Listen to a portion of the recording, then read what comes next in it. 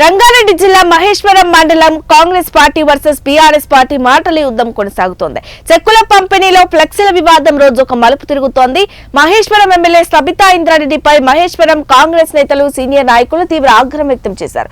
మహేశ్వరం కాంగ్రెస్ కంచుకోట. కాంగ్రెస్ పార్టీ నుంచి గెలిచి పదవుల కోసం పార్టీ మారిన చరిత్ర సబితా ఇంద్రారెడ్డిదన్నారు.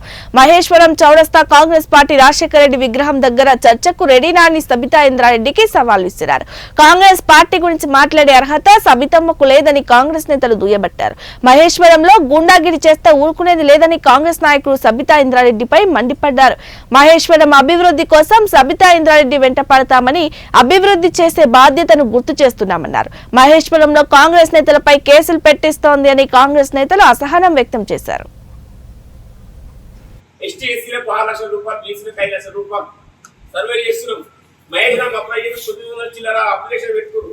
దాంట్లో ఒక 160 జాబులకు ఇంకోటి చేసి 160కి రాసి పెట్టినాం. ప్రతి విలేజ్ లా 40, 50, 100 ఈ రోజు మనం 5 లక్షలు 6 లక్షలు పెట్టి మేము చేసుకోమంటున్నాం. మీ ముఖానికి ఇప్పటిదాకా ఒక్కటికన్నా ఒక రేషన్ కార్డు ఇచ్చిన బతుకు మీద ఉందా చెప్పండి. ఒక్క రేషన్ కార్డు, కొత్త రేషన్ కార్డు చూపించండి, లేకపోతే కొత్త పింఛన్, ఒక్క కొత్త పింఛన్ చూపించండి. ఏది లేకుండా దళిత బంధు రాశారు. అభివృద్ధి చేశాం. శ్రేయపుత్రంతో ముందుకు వస్తే మీరు దమ్ము ధైర్యం మీకు ఎక్కడ ఉంటే మీ ఎమ్మెల్యే గెలిచి 16 నెలలు అయింది కదా, మహేశ్వరం నియోజకవర్గంలో పనిచేస్తుంది కదా, మీ ఎమ్మెల్యే కదా ఇక్కడ. అంటే చేయవలసిన బాధ్యత ఆమె పైన లేదా?